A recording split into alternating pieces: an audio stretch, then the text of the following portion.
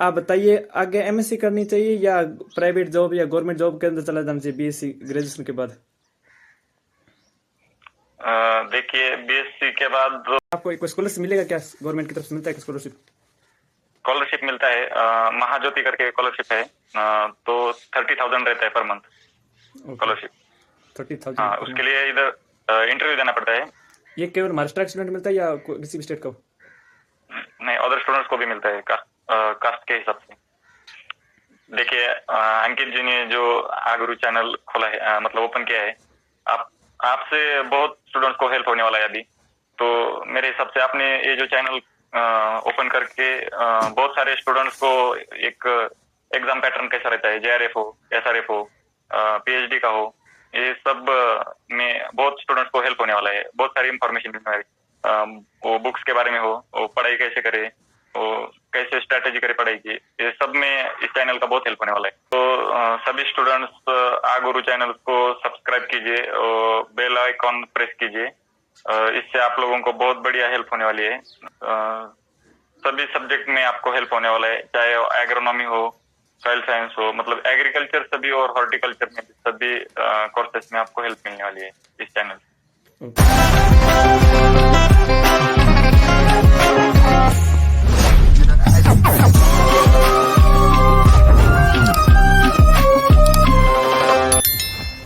Hello दोस्तों, आप सबका स्वागत है आपके अपने एजुकेट चैनल में। मैं अंकित कुमार, इस चैनल का होस्ट और आप सबका दोस्त। हमने एजुकेट यूट्यूब चैनल पर एग्रीकल्चर टॉपर्स की इंटरव्यू की सीरीज स्टार्ट की है, जिसमें मैंने पहले ऑल इंडिया टॉपर के अंदर एग्रोनॉमी, हॉर्टिकल्चर, प्लांट साइंस के इंटरव्यू के वीडियो अपलोड कर चुके हैं। अगर वो अभी तक आप नहीं देखें और आप जेआरएफ का प्रिपरेशन स्टार्ट करें इन सब्जेक्ट ग्रुप से, तो आप उन वीडियो को देख लीजिए। और अदर सब्जेक्ट का भी आपको वीडियो मिलता जाएगा। और इसी के साथ हमने एग्रीकल्चर सुपरवाइजर का इंटरव्यू भी अपलोड कर दिया है। और आगे आने वाले दिनों में हम agriculture field officer, agriculture officer के इंटरव्यू भी इस चैनल पर आपको मिल जाएंगे। इसलिए यहाँ पर अगर चैनल पर नए हैं तो यूट्यूब चैनल को सब्सक्राइब कर लीजिए और बेल आइकन को ऑन कर लीजिए, ताकि आपको नया वीडियो आता ही नोटिफिकेशन मिल जाए। तो चलिए वीडियो को स्टार्ट करते हैं। आज इसी कड़ी में आज हमारे साथ AER, जो कि महाराष्ट्र के अंदर स्टेट एग्रीकल्चर यूनिवर्सिटी के अंदर एंट्रेंस एग्जाम होता है PhD के लिए, इसमें उन्होंने फर्स्ट रैंक हासिल किया है। तो इसके लिए मेरी तरफ से इनको बहुत बहुत बधाई। इन्होंने अपना ग्रेजुएशन और post graduation VNK Parbhani Maharashtra से किया है और अब PhD का कोर्स ये अब MPKV राउरी करेंगे। तो चलिए इनका वेलकम करते हैं और इनसे पूछेंगे इन्होंने कौन सा बुक पढ़ा था, उन्होंने किस तरह इस एग्जाम का प्रिपरेशन किया था, सब बात करेंगे। इसलिए इस वीडियो को पूरा आखिर तक जरूर देखिए। चलिए स्टार्ट करते हैं। Firstly thanks Ankit for interview. Most welcome. I am Vaibhav Ramkishan Dhakne. I am completed my BSc Agriculture from College of Agriculture Khandala, Taluka Vaizapur, District Aurangabad, and completed my MSc in Horticulture, Vegetable Science subject, and I give PhD entrance exam, and I got first rank in MCR PhD Horticulture in Vegetable Science. Okay, many congratulations आपको। Thanks. आपने किस semester से इसका preparation करना start कर दिया था? मैंने बेसिकली फर्स्ट सेमेस्टर से ही पढ़ाई शुरू की थी, क्योंकि फर्स्ट सेमेस्टर और सेकंड सेमेस्टर दोनों सेमेस्टर में थ्योरी रहता है और थर्ड और फोर्थ सेमेस्टर में सेमिनार, रिसर्च और अपना थीसिस वर्क भी करना पड़ता है। इसीलिए सेकंड ईयर में ज्यादा टाइम नहीं मिलता। सेकंड ईयर में थर्ड और फोर्थ सेमेस्टर में ज्यादा टाइम नहीं मिलता, इसलिए फर्स्ट और सेकंड सेमेस्टर में मैंने ज्यादा पढ़ाई की थी। और पढ़ाई ऐसा कुछ नहीं है कि मतलब 10 घंटे करो, 15 घंटे करो, 5-6 डे आवर्स किया, लेकिन मन दिल से किया तो हो जाएगा। और कॉन्सेप्ट क्लियर होना चाहिए। जब आप पढ़ते हैं तो आप ऐसा रट्टा मार के मत पढ़िए, क्योंकि कॉन्सेप्ट क्लियर होना चाहिए अपने आप को। ऐसा पढ़ाई कीजिए। इसमें ऐसा कुछ नहीं है ज्यादा पढ़ाई किया तो ज्यादा मार्क्स आएंगे, ऐसा कुछ नहीं। कॉन्सेप्ट क्लियर होने चाहिए। ओके, मेरा यही क्वेश्चन था अगला कि आपने कितने घंटे पढ़े थे। तो इन्होंने पहले ही क्वेश्चन में इसका आंसर दे दिया है कि आप जितना भी पढ़े आप पूरा मन लगा कर पढ़ लीजिए, चाहे आप 5 घंटे पढ़े चाहे आप 10 घंटे पढ़े, ये आप पर डिपेंड करता है। तो मेरा नेक्स्ट क्वेश्चन है, आपने इस एग्ज़ाम के लिए सेल्फ स्टडी किया था या कोई कोचिंग ज्वाइन किया था? देखिए अंकित जी, इस एग्जाम के लिए तो मैंने सेल्फ स्टडी किया था, क्योंकि इधर कोई कोचिंग नहीं है महाराष्ट्र में पीएचडी एंट्रेंस के लिए। मतलब स्पेशली ऐसा इधर कोचिंग नहीं मिलेगा। है लेकिन एमएससी के लिए है, लेकिन पीएचडी एंट्रेंस के लिए कोई कोचिंग नहीं है। इसलिए मैंने सेल्फ स्टडी किया। इसमें मेरे इस सक्सेस में मेरे सीनियर्स का ये रहा, योगदान रहा। सीनियर्स ने बहुत हेल्प किया, गाइड का हेल्प रहा, मेरे बैचमेट्स का हेल्प रहा। ओके, बहुत अच्छा। इन्वायरमेंट अच्छा होना चाहिए। बोले अब आप बुक लिस्ट बता दीजिए, थ्योरी ऑब्जेक्टिव ठीक है, पूरा। ठीक है, ठीक है। फर्स्टली तो देखो, अगर आपको वेजिटेबल साइंस इन हॉर्टिकल्चर में आपको वेजिटेबल साइंस के प्रिपरेशन करना है पीएचडी एंट्रेंस के लिए, तो फर्स्टली मेरा तो कहना होगा तो आप vegetable tuber crops and spices, Shambhuraj and Narendra Singh की जो बुक है, टेक्स्ट बुक, वो फर्स्टली पढ़ लीजिए, क्योंकि उससे बहुत हेल्प मिलता है। मतलब वो थ्योरी में है, टेक्स्ट बुक है, आईसीआर पब्लिकेशन का है। वो एक दो तीन बार भी पढ़ लेते हैं तो आप खुद सेल्फ नोट्स उससे निकाल सकते हैं। तो वो बुक मेरे हिसाब से वो बुक को पहले फर्स्टली रेफर करना चाहिए। अगर आप एनसीआर एग्जाम दे रहे हैं पीएचडी एंट्रेंस का वेजिटेबल साइंस में, तो वो बुक बहुत अच्छी है। ओके। सेकंड तो मैं बताऊंगा ऑब्जेक्टिव में कॉम्प्लाइड वेजिटेबल साइंस, मधुसूदन रेड्डी जी की बुक है। उनकी बुक मेरे को बहुत पसंद आई। उस बुक में उन्होंने सब पॉइंट वाइज दिया है। मतलब उन्होंने ब्रीडिंग का पोर्शन अलग दिया है, सॉइल क्लाइमेट का पोर्शन अलग दिया है, सब डिवाइड करके दिया है उन्होंने। कुछ ऐसा मतलब सब मिक्स करके नहीं दिया है, सब पॉइंट वाइज दिया है। तो वो बुक मेरे को बहुत अच्छी लगी। उससे मेरे को इस एग्जाम में बहुत हेल्प हो गया, कॉन्सेप्ट क्लियर करने में भी और पॉइंट क्लियर करने में भी। और उन्हीं की ही एक ऑब्जेक्टिव ओलेरिकल्चर करके बुक है एमसीक्यू की, मधुसूदन रेड्डी जी। वो बुक में भी family wise MCQ type questions है, और उसमें ब्रीडिंग के भी क्वेश्चन है, वेजिटेबल ब्रीडिंग के। ये दोनों बुक मेरे हिसाब से बहुत अच्छे है, कॉम्प्लाइड वेजिटेबल साइंस और ऑब्जेक्टिव एग्रीकल्चर, मधुसूदन रेड्डी। और इसी से मधुसूदन रेड्डी जी की जो बुक है कॉम्प्लाइड वेजिटेबल साइंस, इसी से पोस्ट हार्वेस्ट टेक्नोलॉजी जो पार्ट रहता है मतलब इसमें पीएचडी एंट्रेंस के लिए, तो पीएचडी का पार्ट इससे हम अच्छी तरीके से कंप्लीट कर सकते हैं। उसके बाद मैंने जो बुक पढ़ी वो बताता हूँ, ऑब्जेक्टिव भरत सिंह हड्डा जी की जो बुक है एमसीक्यू हॉर्टिकल्चर, उसमें भी बहुत सारे एमसीक्यू दिए हुए, सारी जेआरएफ की सीरीज है पिछले प्रीवियस ईयर क्वेश्चन की। तो उसमें से जो वेजिटेबल के क्वेश्चन है वो मेरे हिसाब से एक बार 2-3 बार रिवाइज करनी चाहिए उसमें। और अच्छी बुक मेरे को लगी vegetable science D Singh ji की, vegetable science D Singh. Vegetable science D Singh जो बुक है वो मेरे हिसाब से जो शंभुराज जी की जो बुक है टेक्स्ट बुक, उसका ही सब उन्होंने ऑब्जेक्टिव में दिया है, तो वो बहुत अच्छा है, वो पढ़ लेते हैं तो भी अच्छा है। उसके बाद ग्लॉस्टस हॉर्टिकल्चर, सेल्वा कुमार और मुत्तु कुमार की, उसमें से वेजिटेबल का पोर्शन पढ़िए, वो भी अच्छा है। उसके बाद इसेंस ऑफ हॉर्टिकल्चर है, उसमें से भी वेजिटेबल का पोर्शन, अगर आप डीप पढ़ना चाहते हैं, डीप स्टडी करना चाहते हैं, तो इसेंस हॉर्टिकल्चर वेजिटेबल साइंस पढ़िए। और उसके बाद आपको अगर आपको बेसिक पढ़ना है तो इंस्टेंट हॉर्टिकल्चर में से वेजिटेबल साइंस पढ़िए। और अब ये हो गया मतलब वेजिटेबल्स में प्रोडक्शन टेक्नोलॉजी का। अभी जो 30 से 40 क्वेश्चन जो आते हैं ब्रीडिंग के, वेजिटेबल ब्रीडिंग, उसके लिए जो बुक्स पढ़नी चाहिए वो है vegetable breeding principles and practices, Harihar Ram ji की बुक है। वो बुक बहुत अच्छी लगी मेरे को। और उसके बाद जिन लोगों को मतलब जिन स्टूडेंट्स को ये बुक बहुत ज्यादा डीप लगती है, तो इसके लिए आप अगर दूसरी बुक पढ़िए मेरे हिसाब से, vegetable science and technology in India, Vishnu स्वरूप जी की बुक है, वो पढ़ी है। उसमें बहुत ज्यादा डीप नहीं दिया हुआ है, जितना हमारे काम आ सकता है उतना दिया है उसमें, और हमारे इजी लैंग्वेज में दिया हुआ है, वो आप पढ़ सकते हैं। ओके, थैंक तो आपने सब लिस्ट बता दी है मुझे लगता है। और अगर कोई जेआरएफ की तैयारी कर रहा है हॉर्टिकल्चर से, तो उनके लिए भी ये बुक लिस्ट हाँ। अच्छी रहेगी, वो भी इससे प्रिपरेशन कर सकते हैं। हाँ हाँ ओके, हाँ, कर सकते हैं बिल्कुल। तो आपने इन बुक्स से कोई नोट्स प्रिपरेशन किया था या डायरेक्ट बुक से पढ़े थे, कैसे किया था आपने?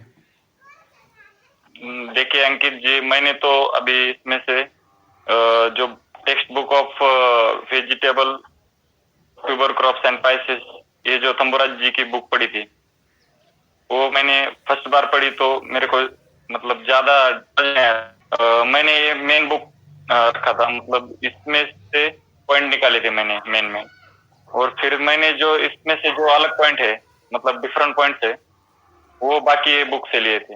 मतलब बाकी बुक में जो एक्स्ट्रा पॉइंट रहते थे मैं उसमें ऐड करता चल नोट्स। ओके, बढ़िया। तो अब आप बताइए कि आपने मेन एग्जाम को किस तरह हैंडल किया, कितने क्वेश्चन आते हैं और क्या पैटर्न रहता है एग्जाम का? मेन एग्जाम जो है वो 200 मार्क्स का रहता है। मेन एग्जाम में नेगेटिव मार्किंग नहीं रहता है।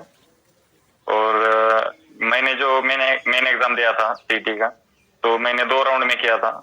फर्स्ट राउंड में मैंने 134 क्वेश्चन सॉल्व किए थे, और उसके बाद जो बचे थे वो सेकंड राउंड में मैंने सॉल्व किए थे। और ये जो क्वेश्चन पेपर रहता है वो ऑफलाइन रहता है, मतलब OMR शीट पे रहता है। ब्लैक बॉल पॉइंट पेन से डार्क करने पड़ते हैं। हाँ, तो जरा दिक्कत रहती है, एक बार गलत हो गया तो गलती हो जाता है, हम चेंज नहीं कर सकते। तो इसके बाद में मैंने 2 राउंड में जो क्लियर किया था, 134 क्वेश्चंस मेरे को इजी लगे थे, और बाकी जो बचे क्वेश्चंस थे वो बहुत हार्ड थे, मैंने कभी पढ़े नहीं थे ऐसा लग रहा था मेरे को, क्योंकि उसमें बहुत ब्रीडिंग का पोर्शन जो है बहुत डीप में पूछा गया था, इसलिए वो हैंडल करने में बहुत दिक्कत हो गई। और फर्स्टली तो मैं घबरा गया था पेपर देखकर, तो डरना नहीं चाहिए, और ठंडे दिमाग से और साइलेंट जरा मतलब शांति से लेना चाहिए पेपर में, घबराना नहीं चाहिए। नहीं तो कैसा हो जाता है, थोड़ा क्वेश्चन लेवल हार्ड हो जाएगा तो हम घबरा जाते हैं, यार अब कैसा होगा, हमारा इतना स्टडी किया, कुछ रैंक आएगा या नहीं आएगा। हाँ, इसी वजह से हम डिप्रेशन में जाते हैं बहुत, ऐसा नहीं होना चाहिए। तो इसके बाद में जो ये एग्जाम है, ये Maharashtra council agriculture research education conduct करता है, और इस एग्जाम को अदर स्टेट स्टूडेंट्स भी दे सकते हैं। ओके, और ये ऑब्जेक्टिव रहता है पूरा? मल्टीपल चॉइस क्वेश्चन में रहते हैं multiple exam. Choice, 200 multiple question. और इसमें प्रीवियस ईयर्स के भी क्वेश्चन कुछ रिपीट हुए थे क्या आपकी बार? इसमें प्रीवियस ईयर के 20 से 30 क्वेश्चन रिपीट हुए होंगे, ज्यादा नहीं हुए। 200 में से 20 क्वेश्चन आ जाते हैं प्रीवियस ईयर पेपर से, फिर तो बढ़िया है। हाँ, 20 मतलब वो भी बेसिक रहते हैं। और एग्जाम का फिर नेगेटिव मार्किंग भी नहीं होता, 200 आराम से कर सकते हैं। बढ़िया। हाँ, कर सकते हैं। बढ़िया। तो अब आप बता दीजिए, आपने एग्जाम के लास्ट 10 डेज में किस प्रकार अपना सिलेबस रिवाइज किया था, या लास्ट डे तक आप कैसे प्रिपरेशन किया था? पढ़ाई छोड़ दिया था या रिवाइज कैसे किया था? देखिए अंकित जी, मैंने जो लास्ट 10 डेज में पढ़ाई किया था उसमें मैंने थ्योरी का कुछ भी नहीं पढ़ा था, और ना ही कुछ नया पढ़ने की कोशिश की थी, क्योंकि मैं लास्ट 10 डेज में सभी जो मेरे मल्टीपल चॉइस क्वेश्चन के ऑब्जेक्टिव के बुक थे, मतलब जो मधुसूदन रेड्डी जी का ऑब्जेक्टिव ओलेरिकल्चर का बुक है, भरत सिंह हड्डा जी का बुक है, और इंस्टेंट हॉर्टिकल्चर में भी प्रीवियस ईयर के क्वेश्चन पेपर दिए हुए JRF के, वही बार बार पढ़ता था। मतलब जो मधुसूदन रेड्डी जी की जो बुक है ऑब्जेक्टिव एग्रीकल्चर, उसको मैंने बहुत बार रिवाइज किया। अब आप बता दीजिए, आपने कॉलेज लाइफ को और इस पर्सनल लाइफ को किस तरह मैनेज किया? आप कितने घंटे कॉलेज में जाते थे, बाद में टाइम मिल जाता था आपको, कितने घंटे पढ़ते थे बाद में उसके बाद? देखिए कॉलेज में एमएससी इन वेजिटेबल साइंस मेरा सब्जेक्ट है। तो मेरा रिसर्च था, ब्रीडिंग पे था, studies on heterosis and combining ability in bottle gourd. तो रिसर्च के लिए मेरे को 2 सीजन लगा। मतलब फर्स्ट सीजन में मेरे को क्रॉसिंग करना पड़ा और सेकंड सीजन में मेरे को इवैल्यूएशन का प्लॉट था, इसलिए बहुत ज्यादा टाइम नहीं मिलता था। तो जो कुछ टाइम मिलता था नाइट में, नाइट के समय 9 से 12 तक पढ़ता था और मॉर्निंग में 6 AM से 9 AM तक उतना ही सुबह 3 आवर्स और नाइट को 3 आवर्स 6 आवर्स डेली पढ़ता था। आपने स्टडी के वक्त अपने आप को मोटिवेट कैसे रखा? देखिए मोटिवेट करने के लिए कुछ वीडियो देखो या किसी से इंस्पायरेशन लो, ये ऐसा कुछ मैंने नहीं किया, लेकिन जो मोटिवेशन था वो मेरे खुद से, जो मोटिवेशन था वही खुद से मोटिवेट हो के मेरे को कुछ करना है आगे जाके, इसलिए मैं पढ़ता था। मतलब ऐसा कुछ नहीं है, मेरे को उसमें अच्छा लगता था पढ़ने में, इसलिए मतलब ऐसा कुछ नहीं किसी का मोटिवेशन लेके मैंने पढ़ा, खुद सेल्फ मोटिवेट होके पढ़ा, इसीलिए हो गया सब मेरे से। ओके, बहुत बढ़िया। नहीं तो वो तो स्टूडेंट के अंदर प्रेशर रहता है कि बस थक जाते हैं कि मतलब पूरा साल तैयारी करूंगा या छोड़ देता हूँ, दूसरा कोई प्राइवेट जॉब लग जाता हूँ, प्लेसमेंट हो जाता है, तो इसलिए पूछ रहा था। सही है जी। अब आपने वेजिटेबल साइंस को चुना है, तो इसके अंदर करियर क्या ऑप्शन है आगे? आगे मैं तो ARS के लिए प्रिपरेशन करूंगा अंकित जी, और कॉम्पिटिटिव तो करूंगा, लेकिन मेरा तो अभी इंटरेस्ट ARS में भी है, मतलब एकेडमिक ही करना है मेरे को, ARS ही करूंगा आगे, एग्रीकल्चर रिसर्च साइंटिस्ट। ये तो मेरा नेक्स्ट क्वेश्चन था, आपका फ्यूचर प्लान क्या है आपने अभी बता दिया। मैं पूछ रहा था कि आपने हॉर्टिकल सब्जेक्ट चुने, तो स्टूडेंट यहाँ पर हॉर्टिकल सब्जेक्ट चुनने से पहले आपसे आपका वीडियो देख रहे हैं, तो इसमें क्या स्कोप है? इसके अंदर जॉब्स आती है, गवर्नमेंट जॉब्स, प्राइवेट जॉब्स, क्या कुछ रहता है इसके अंदर, ये बताइए। देखिए अब प्राइवेट में भी इस सब्जेक्ट में स्कोप है और गवर्नमेंट में भी स्कोप है। अभी प्राइवेट में कॉलेजेस में आप प्रोफेसर की जगह प्रोफेसर में भी बन सकते हैं प्राइवेट कॉलेज में, और इसके बाद जो है आप आगे जाके ARS की प्रिपरेशन भी कर सकते हैं। तो इसमें अभी मतलब सब्जेक्ट आते हैं हॉर्टिकल्चर में, ब्रांचेस है, वेजिटेबल साइंस है, फ्रूट साइंस है, उसके बाद फ्लोरिकल्चर है, स्पाइसेस है, प्लांटेशन क्रॉप्स है। तो इसमें स्कोप कहा जाए तो फ्रूट साइंस को भी है, वेजिटेबल साइंस को भी है, और फ्लोरिकल्चर और बाकी ऑर्नामेंटल और लैंडस्केपिंग को जरा स्कोप कम है। तो ज्यादा से ज्यादा स्कोप वेजिटेबल साइंस और फ्रूट साइंस में है, तो इसमें सिलेक्ट करना चाहिए मेरे हिसाब से, इसमें आगे जाके स्कोप है। ओके, बहुत बढ़िया। प्राइवेट सेक्टर और गवर्नमेंट सेक्टर में भी। यानी कि जो भी अगर इस सब्जेक्ट से करना चाहे तो उनके लिए स्कोप तो है। अब आपने मेरे सभी सवालों का जवाब तो दे दिया, अगर फिर भी कुछ रह गया है जो आप अपने आने वाले जूनियर्स को बताना चाहते हैं तो आप बता दीजिए। जूनियर्स को यही कहूंगा कि अगर आप इस PhD एंट्रेंस के लिए प्रिपेयर कर रहे हैं तो खुद का मोटिवेशन लेके खुद मोटिवेट होके पढ़िए, किसी और का मोटिवेशन लेके या मतलब दूसरों का मोटिवेशन ज्यादा देर तक नहीं रहता अपने अंदर। एक बार मोटिवेट हो गए 4-5 दिन में खत्म हो जाता है मोटिवेशन, इसलिए खुद से मोटिवेट होके पढ़िए, और जो कंसिस्टेंसी रहती है, कंटिन्यूटी रहती है, उस पे ज्यादा ध्यान दे। यही इस पे अगर हम फोकस करते हैं तो जरूर सक्सेस बन सकते हैं हम। यही मेरे हिसाब से तो यही मैंने जो किया है मेरे पढ़ाई में, वो कंटिन्यूटी और कंसिस्टेंसी, ये दोनों चीजें होनी चाहिए, इसके बाद हम सक्सेस हो सकते हैं। और पढ़ते समय हमें कॉन्सेप्ट क्लियर करके पढ़ना चाहिए, ना कि रट्टा मार के पढ़िए, मतलब समझता नहीं फिर भी पढ़ते नहीं रहना चाहिए। कॉन्सेप्ट क्लियर करके सीनियर से पूछ के और किसी का गाइडेंस लेके पढ़ना चाहिए। ओके, आपने एमएससी भी कर लिया और आप पीएचडी करेंगे, तो आपके मन में ये नहीं आया कि मैं गवर्नमेंट जॉब्स के एग्जाम तैयारी कर लेता हूँ? क्योंकि बहुत सारे स्टूडेंट इतने आगे बढ़ ही नहीं पाते जितना आप आगे आगे यहाँ पर। शुभकामनाएं कि आप आगे ARS बने, आप बड़ी पोस्ट पर जाएं, लेकिन आप बताइए आगे एमएससी करनी चाहिए या प्राइवेट जॉब या गवर्नमेंट जॉब के अंदर चला जाना चाहिए बीएससी ग्रेजुएशन के बाद?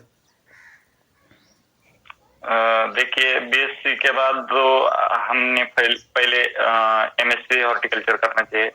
मतलब अगर आप एमएससी हॉर्टिकल्चर लेते हैं तो, और जब आप एमएससी करते हैं तो उस समय पे नहीं छोड़ देना चाहिए। एमएससी होने के बाद कुछ बहुत स्टूडेंट्स क्या करते हैं, प्राइवेट जॉब्स के लिए अप्लाई कर देते हैं, मतलब प्राइवेट जॉब्स करते हैं। मेरे हिसाब से प्राइवेट जॉब्स नहीं करना चाहिए। उसके बाद पीएचडी के लिए प्रिपेयर करना चाहिए, क्योंकि पीएचडी के बाद बहुत सारी अपॉर्चुनिटीज है, ARS है, और भी बाकी बहुत अपॉर्चुनिटी गवर्नमेंट में भी है और प्राइवेट सेक्टर में भी है। और सीड कंपनीज में भी वेजिटेबल में करते हैं आप, अगर आप वेजिटेबल में करते हैं पीएचडी तो सीड कंपनी में भी इसके लिए बहुत सारे अपॉर्चुनिटीज है। ओके, और यहाँ पर आपको फर्स्ट रैंक आया तो आपको कोई स्कॉलरशिप मिलेगा क्या? गवर्नमेंट की तरफ से मिलता है स्कॉलरशिप? स्कॉलरशिप मिलता है, महाज्योति करके स्कॉलरशिप है, तो 30,000 रहता है पर मंथ स्कॉलरशिप। 30,000? हाँ, उसके लिए इधर इंटरव्यू देना पड़ता है, और इंटरव्यू देने के बाद जो स्टूडेंट सिलेक्शन होता है, जिन स्टूडेंट्स का, उनको 30,000 पर मंथ मिलता है 3 ईयर। ये केवल महाराष्ट्र का स्टूडेंट मिलता है या किसी भी स्टेट का? नहीं, अदर स्टूडेंट्स को भी मिलता है, कास्ट के हिसाब से, मतलब कैटेगरी के हिसाब से। बढ़िया, बहुत अच्छी बात है, क्योंकि आईसर JRF के अंदर वो सिलेक्ट हो जाते हैं तो उनको वो 30,000 तक मिलता है, पीएचडी का होता है ना, तो इसके अंदर ये 30,000 बढ़िया सिस्टम बरोबर हो गया स्कॉलरशिप का। तो आराम से अगर 30,000 पर मंथ स्कॉलरशिप मिल रही है तो नौकरी करने की क्या जरूरत है? इतना तो खर्च ही नहीं आता। पढ़ाई भी होती है, पीएचडी भी हो जाती है। हाँ, पढ़ाई भी हो जाती है, पीएचडी भी हो जाती है, और घर में रुपए भेज सकते हैं, कोई 10,000 15,000 साथ भेज सकते हैं, बिल्कुल।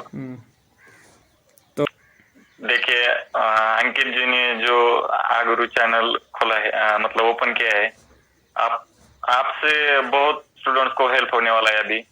तो मेरे हिसाब से आपने ये जो चैनल ओपन करके बहुत सारे स्टूडेंट्स को एक एग्जाम पैटर्न कैसा रहता है, JRF हो, SRF हो, पीएचडी का हो, ये सब में बहुत स्टूडेंट्स को हेल्प होने वाला है। बहुत सारी इंफॉर्मेशन मिलने वाली, वो बुक्स के बारे में हो, वो पढ़ाई कैसे करे, वो कैसे स्ट्रेटेजी करे पढ़ाई की, ये सब में इस चैनल का बहुत हेल्प होने वाला है। तो मेरे हिसाब से आपने ये चैनल खोल के बहुत बढ़िया किया है स्टूडेंट्स के लिए, तो थैंक्स मेरी तरफ से आपको। तो सभी स्टूडेंट्स आगुरु चैनल को सब्सक्राइब कीजिए और बेल आइकॉन प्रेस कीजिए, इससे आप लोगों को बहुत बढ़िया हेल्प होने वाली है। सभी सब्जेक्ट में आपको हेल्प होने वाला है, चाहे एग्रोनॉमी हो, सॉइल साइंस हो, मतलब एग्रीकल्चर सभी और हॉर्टिकल्चर में भी सभी कोर्सेस में आपको हेल्प मिलने वाली है इस चैनल से। ओके, धन्यवाद। आपने अपना कीमती समय निकाल कर हमें इंटरव्यू दिया, आपको बहुत बहुत धन्यवाद।